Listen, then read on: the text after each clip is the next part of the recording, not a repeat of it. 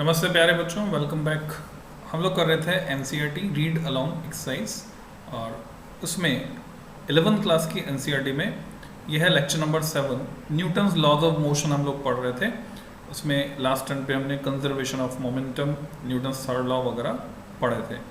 So next is common forces in mechanics. तो आप अपनी एनसीईआरटी बुक ओपन कर सकते हैं बच्चों। आर्टिकल है 5.9 कॉमन फोर्सेस इन मैकेनिक्स। जैसा आप यहाँ पे देख रहे हैं, ये है पेज नंबर 100, तो 100। तो in mechanics we encounter several kinds of forces. अब वो कौन कौन से तरह के फोर्स हैं मैकेनिक्स में? The gravitational force is of course all pervasive, यानी सभी जगह व्याप्त है। Every object on the earth experiences the force of gravity due to the earth. बच्चों यहाँ आपको पता होना चाहिए कि ग्रेविटेशन की बात जब हम करते हैं विद रिस्पेक्ट टू अर्थ, जब भी हम अर्थ के रेफरेंस में ग्रेविटेशनल फोर्स की बात करते हैं तो हम उसको नाम देते हैं ग्रेविटी। तो जब भी अर्थ के रेफरेंस में हम ग्रेविटेशनल फोर्स की बात करेंगे तो उसको बोलेंगे हम gravity. So gravity also governs the motion of celestial bodies. ये आपको 7th क्लास में भी बताया गया था बच्चों। The gravitational force can act at a distance without the need of any intervening medium, यानी वैक्यूम में भी काम कर सकता है gravitational force. All the other forces common in mechanics are contact forces. तो इसके अलावा जो बाकी हैं वो सब जब कॉन्टेक्ट होगा तभी लगेंगे। As the name suggest, a contact force on an object arises due to contact with some other object।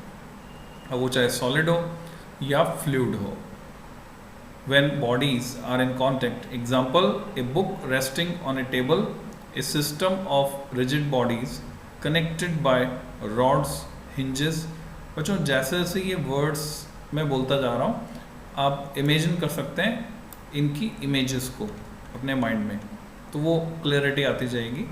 जैसे किताब टेबल पर पड़ी है, रिजिड बॉडीज़ का एक सिस्टम जो रॉड से जुड़ा है, हिंजेस से, जैसे दरवाजा हिंज से जुड़ा होता है फ्रेम के साथ। Other types of supports, there are mutual contact forces for each pair of bodies satisfying the third law। The component of contact force normal to the surfaces in contact is called normal reaction। तो ये जो terminology आ रही है अगर गौर करें हम, next article जो हम इसमें पढ़ने वाले हैं बच्चों वो फ्रिक्शन है, और वहाँ पर नॉर्मल रिएक्शन फोर्स उसकी बहुत इंपॉर्टेंस है। तो जब भी कॉन्टेक्ट सरफेस हम कंसिडर करेंगे, the component of contact force normal to the surface in contact is called normal reaction. इसको आप अंडरलाइन कर लीजिए। The component parallel to the surfaces in contact is called friction. तो यहाँ पर फ्रिक्शन इंट्रोड्यूस हो रहा है, ठीक है। तो फ्रिक्शन का फोर्स, उसकी बात हमने यहाँ पे की। जो पैरेलल कंपोनेंट है वो फ्रिक्शन है, जो परपेंडिकुलर कंपोनेंट है वो नॉर्मल रिएक्शन है। Contact forces arise also when solids are in contact with fluids. जैसे कि पानी बह रहा है किसी सरफेस पर। For example, for a solid immersed in a fluid, there is an upward buoyant force equal to the weight of the fluid displaced।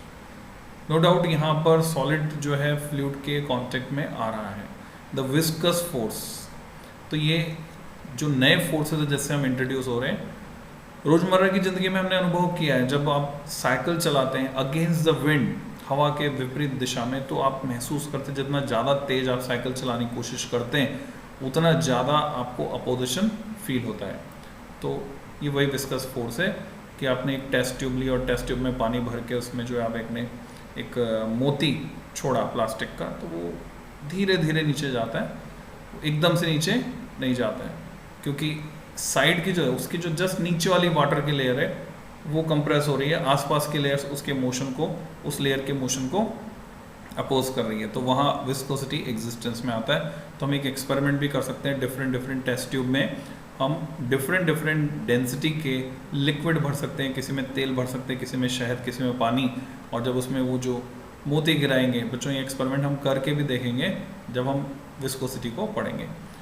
सो यहाँ तो आप इमेजिन कर सकते हैं। For example, for a solid immersed in a fluid there is an upward bound force equal to the weight of fluid displaced. ये Archimedes का principle था।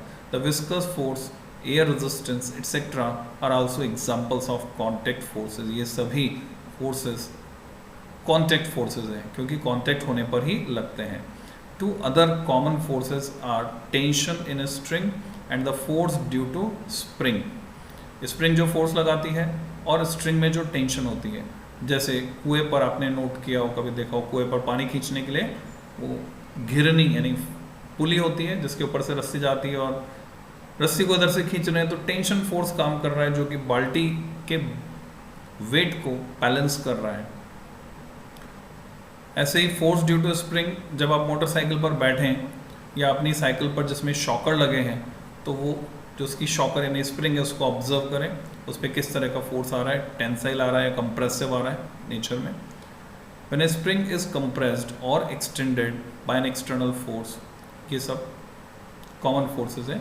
क्या होता है स्प्रिंग के साथ अगर ऐसा करें, कंप्रेस करें या टेंस करें, ये रीस्टोरिंग फोर्स इज जनरेटेड।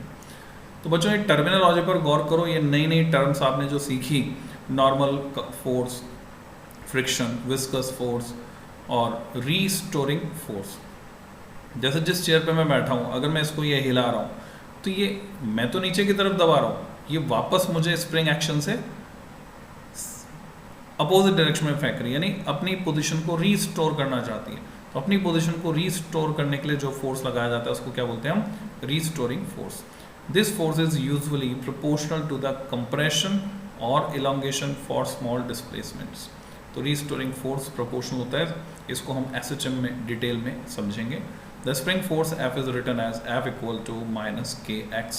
ये इसका फॉर्मूला है जहाँ पर x जो है डिस्प्लेसमेंट है और k जो है फोर्स कांस्टेंट है।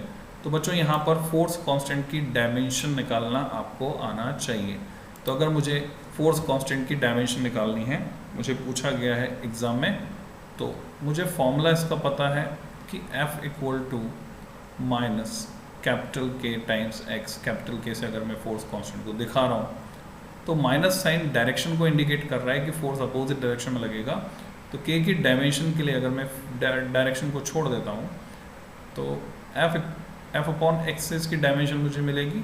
तो मैं फोर्स की डायमेंशन लिखूंगा ma से mlt माइनस 2 अपॉन लेंथ की डायमेंशन लिखूंगा।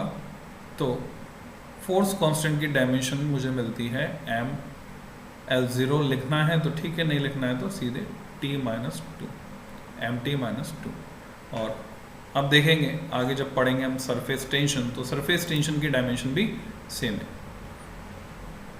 तो सरफेस टेंशन की डायमेंशन और फोर्स कांस्टेंट की डायमेंशन सेम होती है। The negative sign denotes that the force is opposite to the displacement from the unstretched state.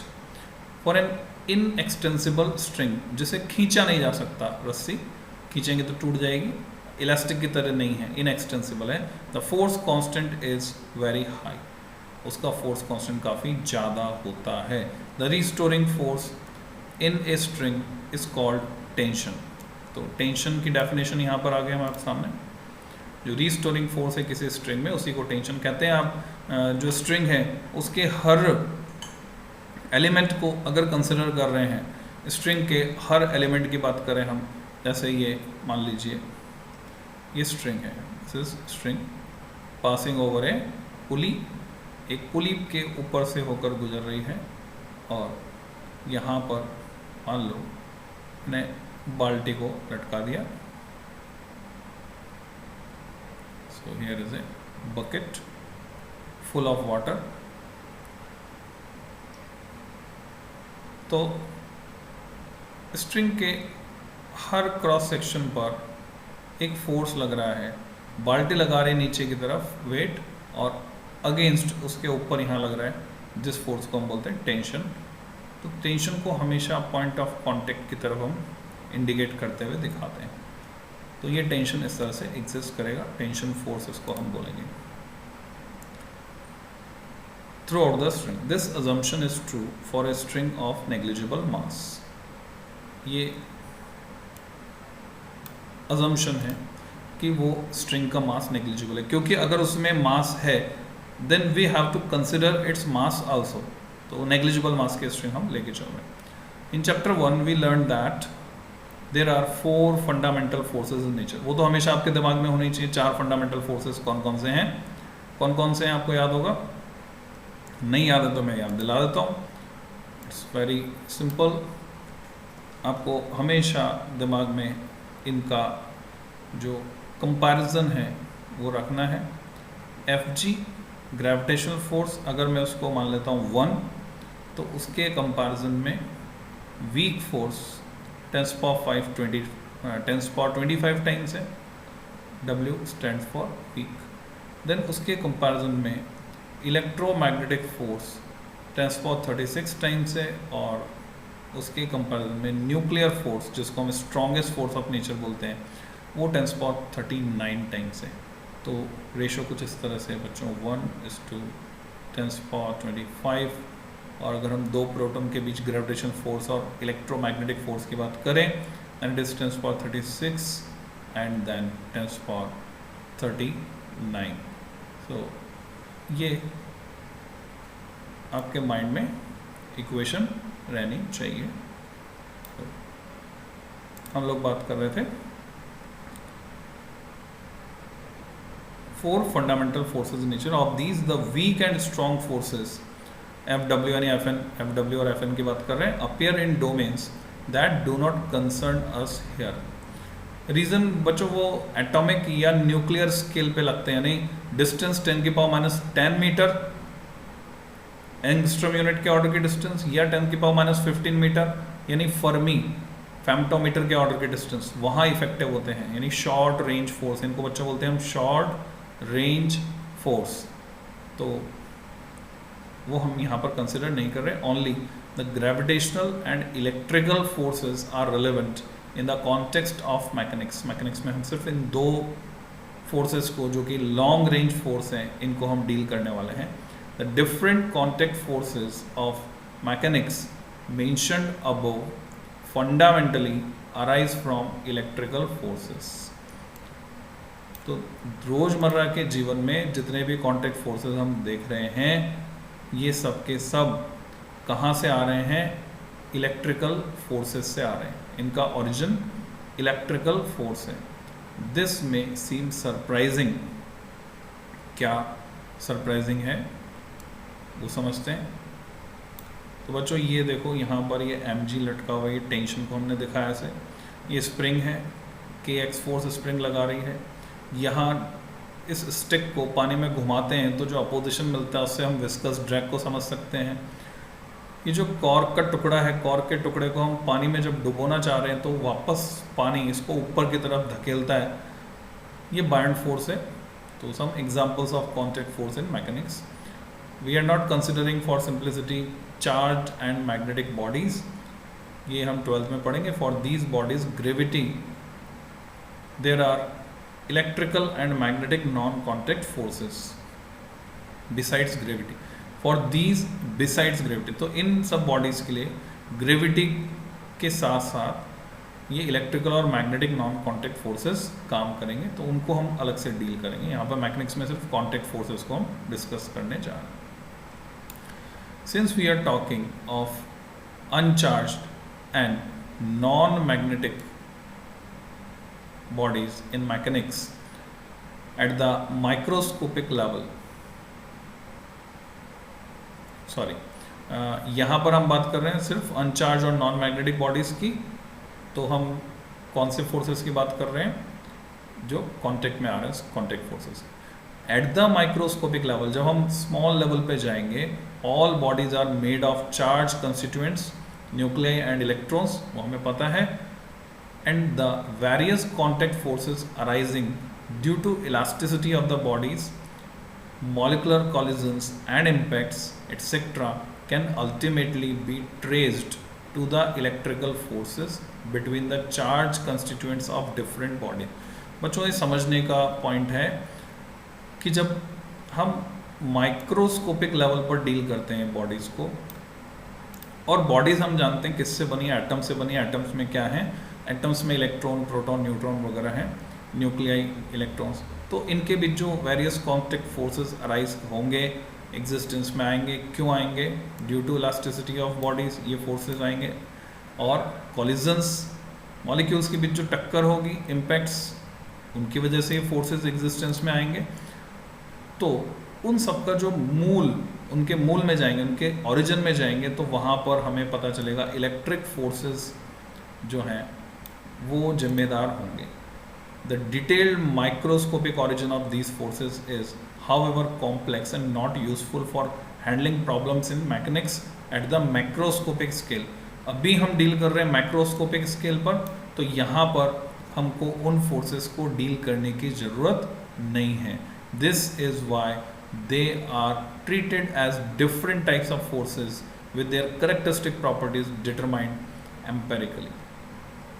तो यहाँ पर हम कॉन्टैक्ट फोर्सेस की बात करेंगे, नॉन कॉन्टैक्ट फोर्सेस की बात नहीं करेंगे। तो कॉन्टैक्ट फोर्सेस में most important type of force जो दिख रहा है हमें, जो जिसकी ज़रूरत पड़ेगी मैकेनिक्स में, जैसे गियर्स जब चलते हैं आपस में मैश होकर उनके टीथ, तो फ्रिक्शन एक इम्पॉर्टेंट क्राइटेरिया होता है बच्चों। सो नेक्स्ट लेक्चर में मैं डिस्कस करने जा रहा हूँ फ्रिक्शन को। मिलते हैं।